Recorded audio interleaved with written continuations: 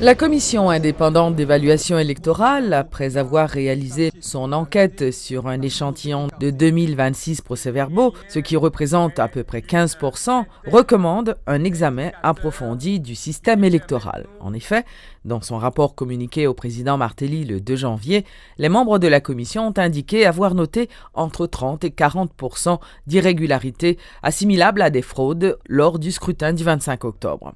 La commission a également estimé que le Conseil électoral provisoire ne jouit plus de la crédibilité nécessaire pour poursuivre dans de bonnes conditions le processus électoral. Il faut dire aussi que le coordonnateur de la commission, Armand Louis, soutient qu'une enquête approfondie est indispensable pour faire la lumière sur les dysfonctionnements en vue de trouver le consensus nécessaire pour la poursuite du processus. L'un des membres de la commission, Maître Gédéon Jean, représentant du Réseau national de défense des droits humains, n'a pas paraphé le document. Ces constats peuvent provenir de l'incompétence ou du manque de formation des membres de bureaux de vote ou de sérieuses tentatives de fraude. Une phrase qui peut faire une grande différence dans l'interprétation du rapport de la commission, et Rony Desroches n'a pas manqué de mettre l'accent dessus durant toute la conférence. Sur le rapport, dans les interviews et encore lors des rencontres avec la presse, les 4 commissaires ont tout fait pour ne pas parler de fraude lors des dernières élections.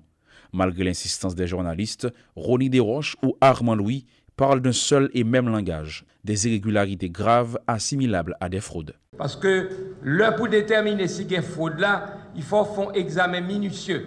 Ce n'est pas sous statistique ou capable basé. Un examen minutieux, eh bien, c'est là qu'on fait tout examen ça ou capable de déterminer fraude là. Analyse, nos évaluations nous permettent que nous détecter un pile cas d'irrégularité, que nous capables de classer en irrégularité qui mineure et irrégularité qui grave, que nous capables d'assimiler à des cas de fraude ou de tentative de fraude.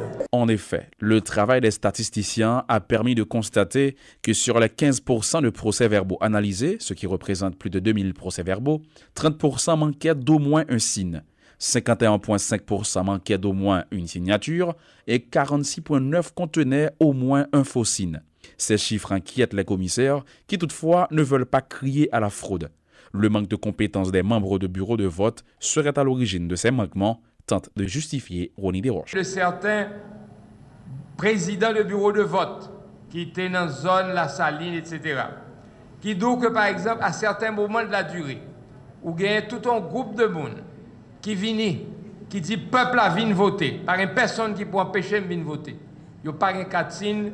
Et président lui-même, avec l'autre membre, il a tout peur côté est là pour ne pas victime de représailles, il a quitté moun sa yo voter sans signe. Ces constats ont conduit la commission d'évaluation à recommander un replâtrage du CEP, l'ouverture d'un dialogue entre les protagonistes et un examen approfondi du scrutin du 25 octobre. S'ils reconnaissent que les failles se situent particulièrement dans la machine électorale plutôt que dans le Conseil, le CEEI souhaite quand même un remaniement, surtout si les accusations de corruption portées à l'encontre de certains conseillers s'avéraient fondées.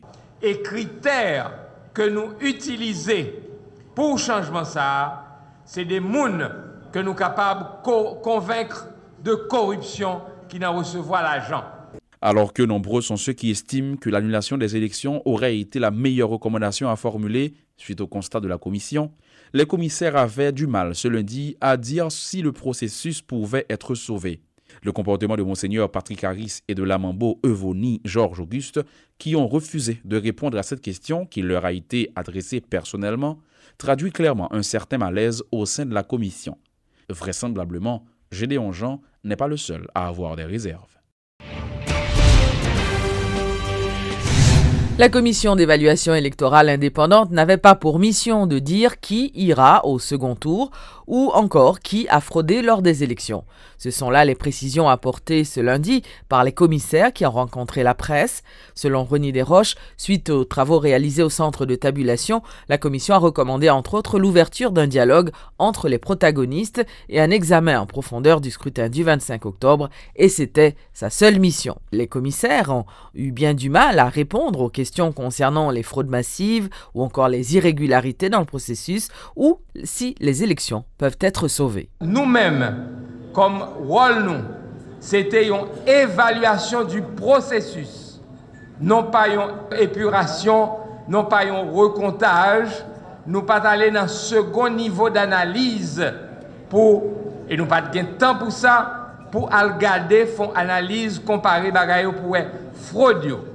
Mais par contre, nous avons faiblesse processus là, étant donné que notre travail, c'était l'évaluation du processus en vue de faire des propositions, des recommandations pour améliorer. Et c'est ça que je t'ai dit dès le départ, capable de gagner une différence d'interprétation ou un malentendu sur le type de travail.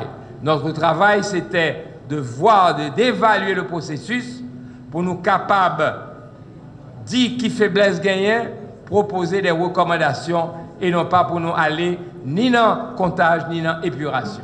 Donc, autrement dit, nous pas penser que jeudi a son chambardement du processus qui est la solution à adopter. Nous pas penser que c'est le renvoi total du Conseil, mais un replatage, c'est ça qui est responsable, en fonction justement des échéances constitutionnelles, mais en fonction aussi des menaces de vide institutionnel, constitutionnel et légal par rapport au remplacement, n'est-ce pas, de tout président à partir du 7 février.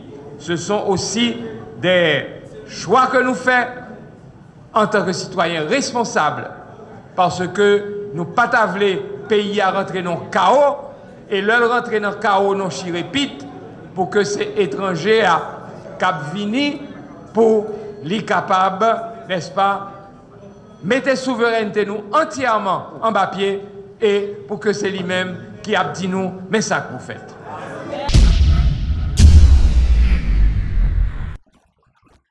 La plateforme Petite Dessalines va entamer des poursuites judiciaires contre le CEP. Les responsables de la plateforme disent posséder les preuves que des graves fraudes ont été commises le 25 octobre 2015.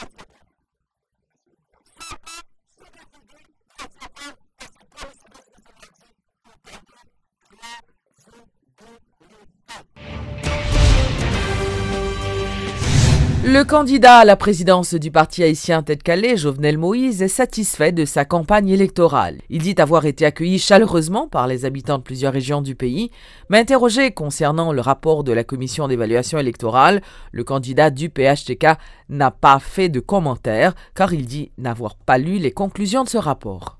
Nous, dans le parti, nous avons une équipe technique qui parle travail sur ça. Mais en attendant, ça me tente m'entendez que vous parlez d'irrégularité qui est due à la formation. J'aimerais même dire, c'est-à-dire, et long CEP, les bons personnels vacataires qui plus que 45 000 personnes. Et Mounio, ce n'est pas CEP qui a choisi comme ça, c'est à partir de partis politiques qui étaient proposés. C'est-à-dire, je pense Jovenel Moïse, il était sous même. Ça le dit avant, c'est des irrégularités. Jusqu'à présent, c'est ça, m'entendez tout. Dans le rapport, irrégularité grave, s'il y a beaucoup de rapports, moi, pourquoi pas parler de lui? Et moi, je pense que nous paré le rapport, ça, nous finissons recevoir dans le niveau parti, pour nous capables de regarder s'il y a une irrégularité grave, j'en ai dit là. Nous-mêmes, pour nous voir ensemble, pour nos futurs, l'un n'a rien pour nous prendre un pays. Si le peuple là fait nous confiance dans notre deuxième élection, l'un n'a rien pour nous prendre un pays, pour nous capables de gagner un travail que nous avons fait pour que ça arrive aujourd'hui, pour ne pas être capable de arriver encore. Le président de la République, accompagné de la Première Dame et du Premier ministre, a commémoré les 212 ans de la proclamation de l'indépendance au Gonaïves le vendredi 1er janvier. En présence de plusieurs membres du cabinet ministériel et de nombreux représentants du corps diplomatique et consulaire, le chef de l'État a aussi participé au Te Deum traditionnel à la cathédrale Saint-Charles-Borromée de la Cité de l'Indépendance. Le chef de l'État a exhorté les différents acteurs impliqués dans le processus électoral à s'unir autour d'un idéal commun, celui d'une Haïti unie et tournée vers le progrès. Jodi a crise politique, problème économique avec catastrophe naturelle, ben nous déjà trop États sous chemin qui pour mener nous dans le développement avec démocratie. Pour moi, li très tard. Moi pas dire li trop tard, mais li très tard. Nous tellement passé temps à goumen pour rien. Tout pays dans la zone prend devant nous. Li très tard. Oui, li tard. Jour arrivé pour nous faire un sel. Pour nous mettre différence nous sous côté. Pour nous montrer le monde entier que nous méritons l'indépendance ça que les ancêtres nous ont bail sans yo pour lui. Jour arrivé pour nous changer mentalité. Pour nous servir avec force nous, avec courage nous, pour nous construire un autre pays. Un pays, tout l'autre peuple sous la terre, qu'à respecter. Combat ça, nous devons faire ensemble. Pas chita attendre l'État. On mette tête nous ensemble, force nous ensemble, on réfléchit ensemble, on nous travaille ensemble pour nous continuer le développement que nous-mêmes nous cherché et que nous-mêmes encore nous besoin. Développement, ça ne va pas venir dans tête chaud. Il va venir dans couper tête boule caille. Il va venir dans bloquer la rue. Il va venir dans poser aller l'école. Dans la semaine qui vient là, je vais faire un arrêté pour m'inviter le peuple à voter dans dimanche qui sera le 17 janvier qui venir.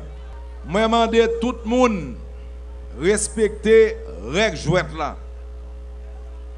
Je demande tout fanatique et partisan rester tête frette. Je demande nous à la masse pour nous voter comme ça doit. À voter pour moun nous penser qu'a pi bien représenter nous. Moi souhaite tout candidat yo bonne chance. Le 2 janvier, jour des aïeux, accompagné du Premier ministre Evans Paul, le président de la République s'est recueilli au musée du Panthéon national, le MUPANA.